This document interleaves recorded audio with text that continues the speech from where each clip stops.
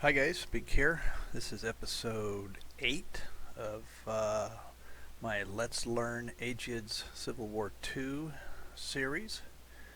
Um, Last episode we just entered in all our movement orders for our troops. One thing that I still need to talk about is the West out here. I wanted to spend some time on that.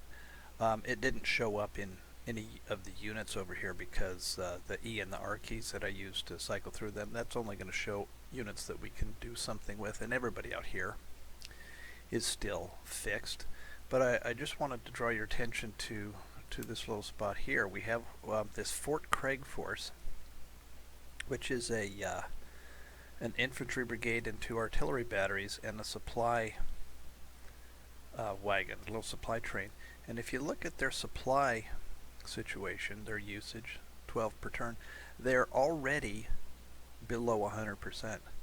So even though this is a fixed unit and we're on turn 2 of the game, they're already using more supply than they are bringing in here.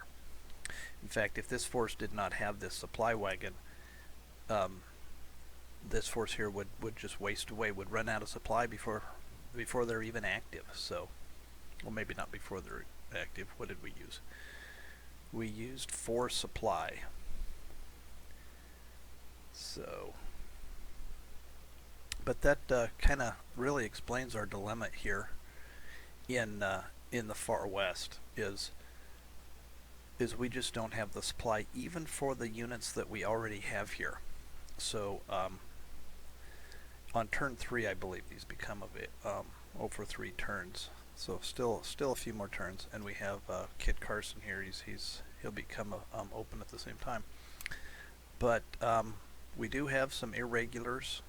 Not sure if those are still neutral. Okay, so we do have a force apparently starting to do something down here in New Mexico, and we're not even going to have the supply to deal with this when it comes our time. I mean, we look at what we have up here in Santa Fe. We have that produces 12 supply. They're all level 1 cities, with the exception of Santa Fe is a level 2. So they're all going to, well, looks like Albuquerque's a level 2 as well. 12. They're just not going to produce enough supply to maintain it. So when this supply wagon is expended and he's empty, we're not even really going to be able to run him back to Santa Fe and load him back up again. We might be. He's got 18 there now, but we don't really have the supply situation here. So as I was looking at the supply overlay, trying to find a depot, what we can do with this, I see our farthest depot is Denver, and you can see it's really not pushing. It's not great, but we would need a line of depots, down maybe one in Colorado City, Fort Garland, to start trying to get some of this supply down to Santa Fe. But there's no good supply sources up here anyway. So while I was doing that, I happened to notice off to the left here these flashing depots over here. San Francisco, 604 supply here, and that got me thinking. Well, this is our supply source for the West. Obviously, is this. So we need to figure out how do we get this supply to here. Well, one of the routes we can go is from Northern California to Nevada, and then across to here, which I believe takes us to one of these regions that little squiggly arrow tells us. So then we would need a line of depots through here, and then I got to looking at this. This is all mountain. This one in particular is even impassable. So that's really not feasible for us. And so what I think I'd like to give a shot at is we do have a depot in Central California, and up here I believe in Northern California. Yes. Is if you start looking at the throughput that shows up when we hit the 2 key, you see that this is sent 121 supply out and brought 81 in. Los Angeles sent and received. So that's presumably this is the supply coming to Fort Yuma here for this this force. How's he doing? So he's doing okay on supply here. He's using 21 to turn. We'll have to see. Anyway, I'm thinking what we can do is we can build a depot in Los Angeles, and that'll be cool because that's something we're gonna wanna look at how to do anyway. And then we'll build a depot in Fort Yuma to support this unit as he moves down through western Arizona. And we may not need to put a depot in every region. We may be able to do it every other one. We're going to have to see. They do recommend out on the normal map that you put a depot every 3 to 5 regions for your supply lines. I don't know how many regions one of these would represent. So we'll have to play that by ear. But as we get down to taking eastern Arizona and then western Arizona, you see we have some of these connectors again to where we can connect to the map, and these connectors actually are right where we want to be. It'll help us get our supply to here. It's going to let us go against maybe be able to support an operation against El Paso, which is a strategic town. So when we do the builds, I'm going to build some supply wagons out in the west to come in through there. And I think that's where we're at right now is to do the building. Forgot to set my timer, so I don't know how late I'm going here. If we look at war production, again, we're going to get a lot of these units are going to become available on the first turn or on next turn, and these are 2 turns away, and etc. That HQ support unit that I was wondering when becomes available, he's 3 turns away. So first thing we need to do is build some infantry. Let's get rid of this. Out in the east, we need infantry desperately now. So I'm going to set this to infantry. I'm going to set the region to Mid-Atlantic. What the heck, why don't we use New England? We did Mid-Atlantic last time. So let's say, wow, that's all we got available. Oh, New England. Yeah, that's what oh. Connecticut, Vermont, Maine. What happened to... Oh, there we go. New York. That's what I wanted. New York went. So I'm going to build some New York regiments here. Regiments, brigades. 1, 2, 3, 4, 5, 6, 7, 8, 9. There. So now we've gone through and used up as much as that we can get. Our manpower is quite low, so what we're going to do next is we're going to go to this screen here, the Department of War, and I'm going to spend some money. We see we have our options. We can play $1 per enlistment premium, $1.50 or $2, and that's to obviously the more you pay, the greater your number of recruits we're going to get in. But I'm gonna just do a $1 enlistment premium, paying bounties to get the troops in. Got to click the little pen, it looks like. So each additional conscript company will cost us $1, and I assume that means in addition to the ones that we get through the normal process, but I am not sure. Okay, we also wanted to increase our river pool, so we're going to spend some money and some war supplies to increase that by 25. And I think while we're at it, we might as well do that with the rail pool as well. We're going to go over to the treasury now, and since we can use money to buy conscripts right now, and we really want to get a go on that, I think we're going to go with the, well, here's a thought now. We got to think about this. Let's go back to our objectives tab. We have a 93 morale, and the Confederacy has 120 morale. If we spend 25, see, the thing about the morale, the morale and the experience points that I'm concerned about is that issue with that foreign issue. As long as we're behind in morale and victory points, this is going to be ticking towards the Confederacy. So I guess it's just we're going to have to eat it. It's a requirement. We're in bad shape, so we'll just eat it. So we're going to issue war bonds. This will give us $800,000. We have the premium, the bounties we're going to pay. So we're going to get a bunch of troops in. We're going to go to the Department of the Interior. I don't know if we're going to build those just yet. Pop over to Government tab here. Here we have this option now to declare a blockade of the Confederacy. And what this is going to do for us, it says the foreign intervention possible decrease -15, 85% chance of that. And there's a 10% chance that it will go up 15, so it'll kind of backfire. So this will either kind of cow the European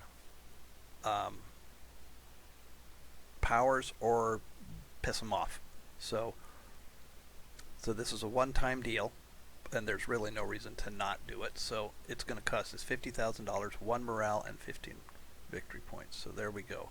Now these, I'm probably not gonna mess with these unless things get really bad. What do we got? We got 130 war supplies, and these take 125 war supplies. We've got the money. We might as well do this. And what this is going to do is going to build more of those facilities that we looked at in the production episode that are going to provide war supplies and regular supplies for us. Now, I think ironworks primarily provide war supplies, and armories are going to provide war supplies and regular ammo. Let's take a look. Let's find one. I'm going to click on, let's see, New York City. What do we have here? Here's an arms company. So here's an armory. It produces supply and ammo and a little bit of money. Whereas,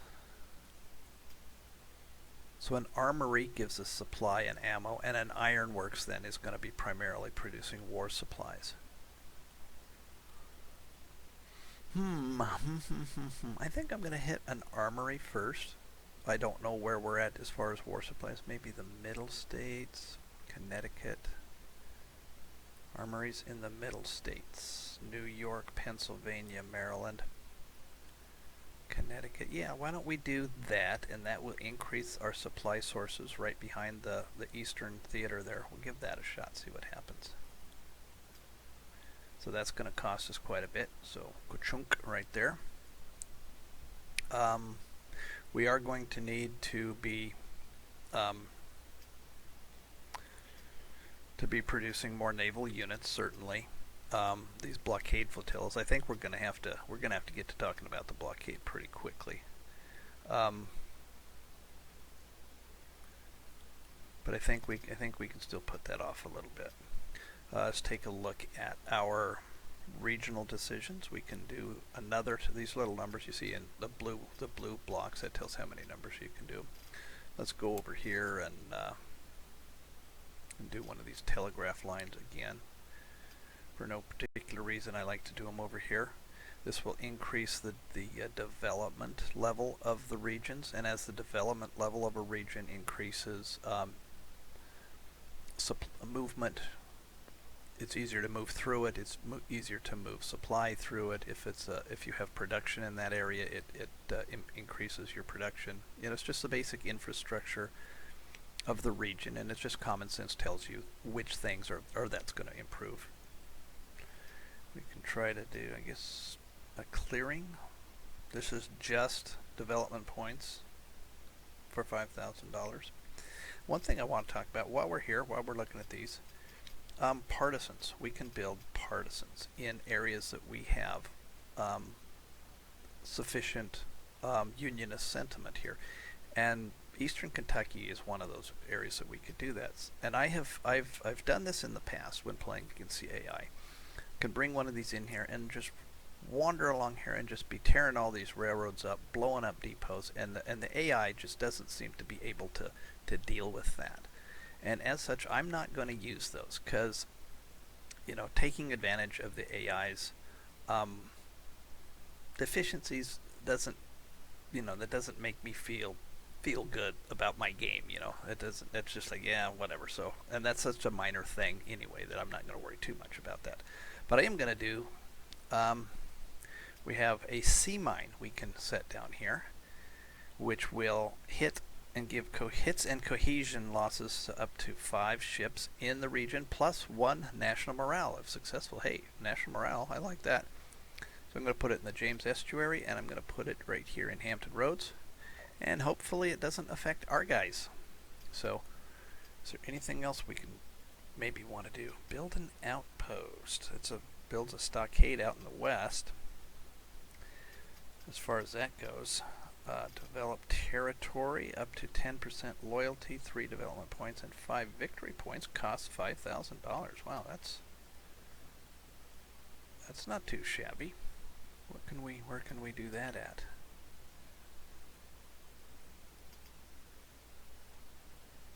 We can do it down here in Arkansas. At least we don't even have. I know what I'm going to put it. We're going to open the development territory in my house. Right here.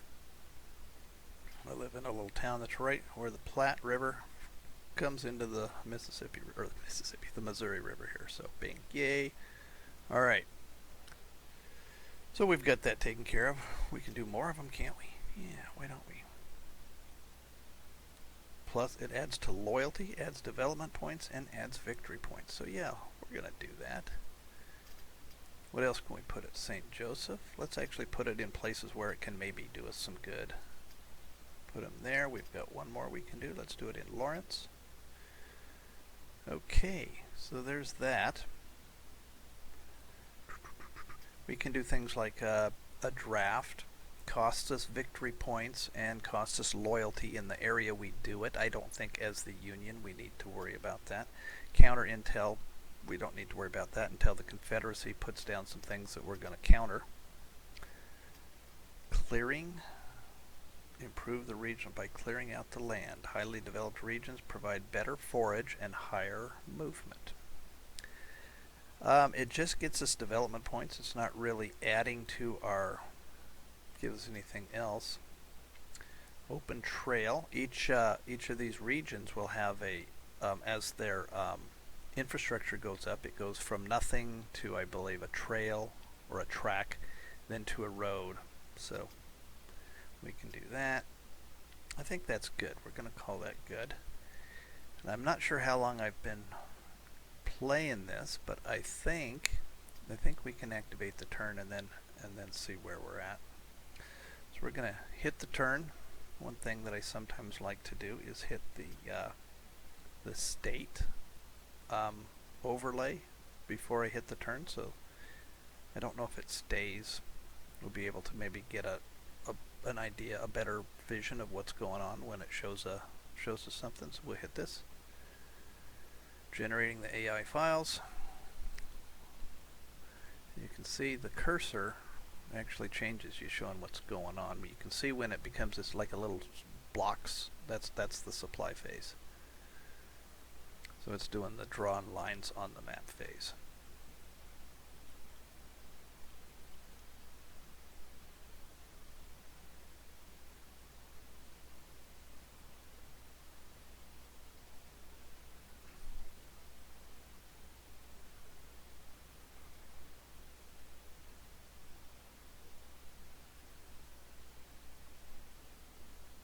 Okay, see that little way the cursor's making the stacking boxes? That's it doing the supply phase. Okay, so Price has arrived. Oh, Price went back to Jefferson.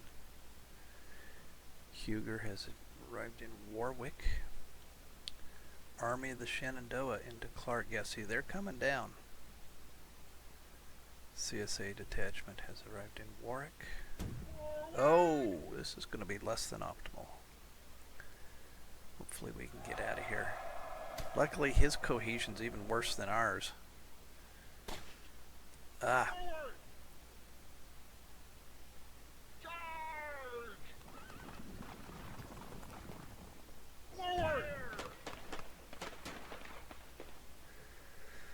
Oh. No, I think the green bar is good for us when it shows a green bar.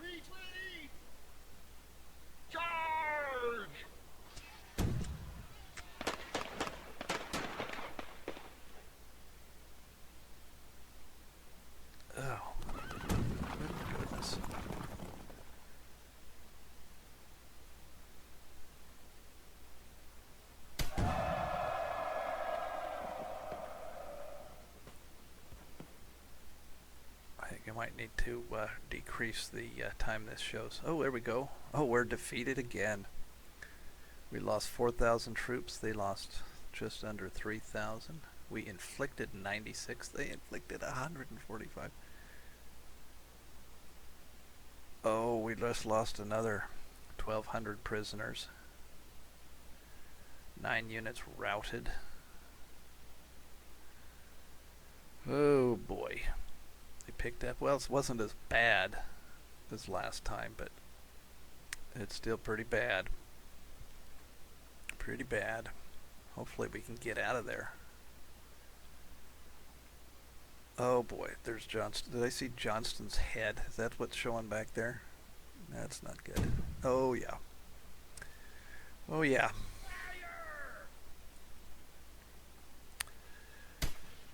This is less than optimal.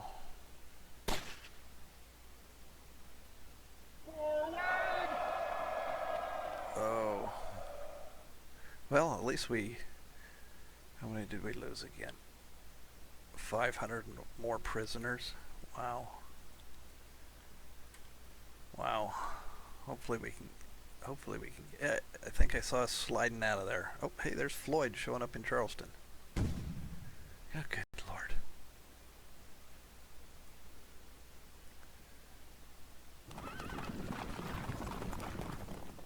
Didn't this start off about 30,000 when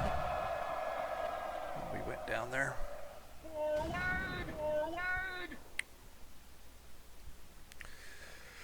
Oh boy. Another 2,000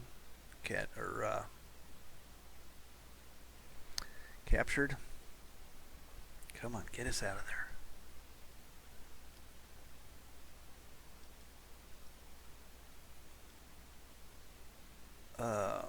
Looks like we've got some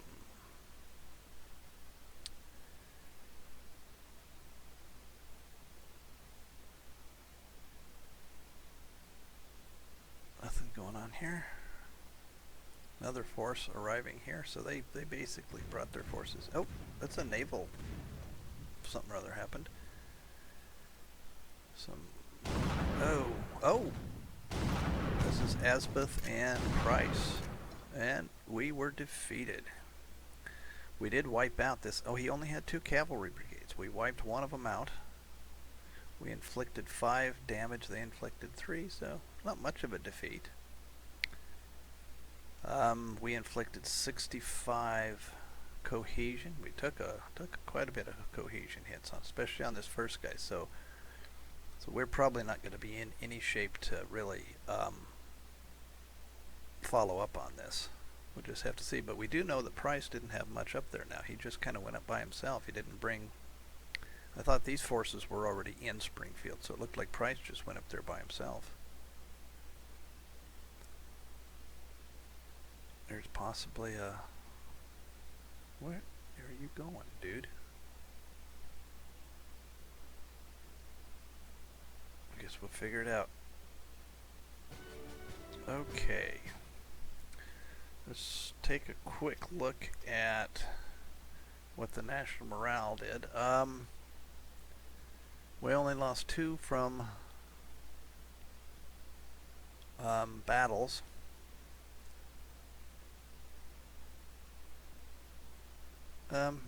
Well, it's probably going to be pretty horrible. I think we'll probably call this to an end because I haven't been paying good attention to what the timing was on this. I have a timer, but I forgot to set it. Oh, we did get out.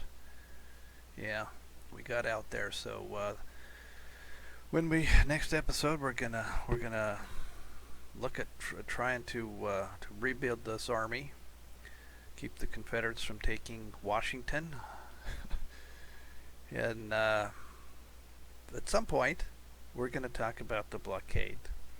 All right, see you next time.